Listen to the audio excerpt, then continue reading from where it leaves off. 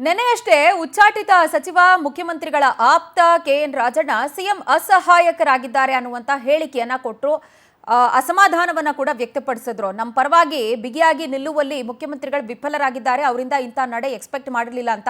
ಈ ವಿಚಾರಕ್ಕೆ ಸಂಬಂಧಪಟ್ಟಂಗೆ ಬೆಂಗಳೂರಲ್ಲಿ ಗೃಹ ಸಚಿವ ಡಾಕ್ಟರ್ ಜಿ ಪರಮೇಶ್ವರ್ ರಿಯಾಕ್ಷನ್ ಕೊಟ್ಟಿದ್ದಾರೆ.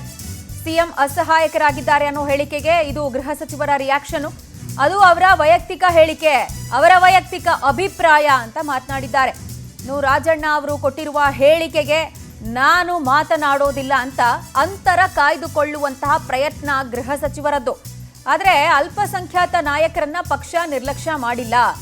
ಮುಸ್ಲಿಂ ಸಮುದಾಯ ಕಾಂಗ್ರೆಸ್ ಪಕ್ಷದ ಬೆನ್ನಿಗೆ ನಿಂತಿದೆ. ಟಿಕೆಟ್ ಸಿಕ್ಕಿಲ್ಲ ಅಂತ ಮುಸ್ಲಿಮರು ಬೇಸರವಾಗೋ ಸಾಧ್ಯತೆ ಇಲ್ಲ ಅಂದಿದ್ದಾರೆ.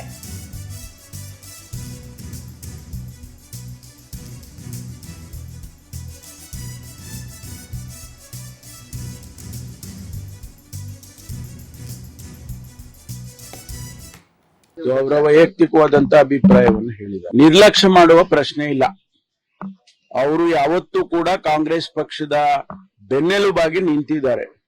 ನಾನು ಅಧ್ಯಕ್ಷನಾಗಿದ್ದಾಗೂ ಕೂಡ 2 ಚುನಾವಣೆಯನ್ನ ಮಾಡಿದಾಗ್ಲೂ ಅವರು ನಮ್ಮ ಬೆನ್ನಿಗೆ ನಿಂತಂತವ್ರು. ಇವತ್ತು ಕೂಡ ಅದು ಒಂದು ರೀತಿಯಲ್ಲಿ ಗಿವ್ ಅಂಡ್ ಟೇಕ್. ಅವರ ಅಭಿವೃದ್ಧಿಯನ್ನ ನಾವು ನೋಡ್ಬೇಕು, ಅವರ ಬೆಳವಣಿಗೆಯನ್ನ ನಾವು ನೋಡ್ಬೇಕು.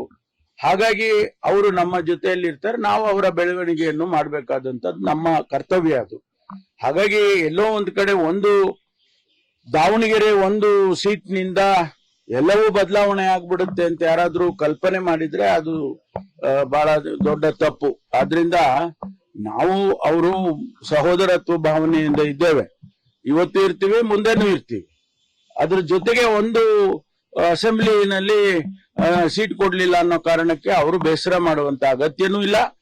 ಒಂದು ವೇಳೆ ಆ ತರ ಇದ್ರೆ ನಾವು ಅಧ್ಯಕ್ಷರು, ಮುಖ್ಯಮಂತ್ರಿಗಳು ನಾವೆಲ್ಲರೂ ಸೇರಿ ಅದನ್ನ ಸರಿಪಡಿಸ್ಕೊಳ್ತೇವೆ.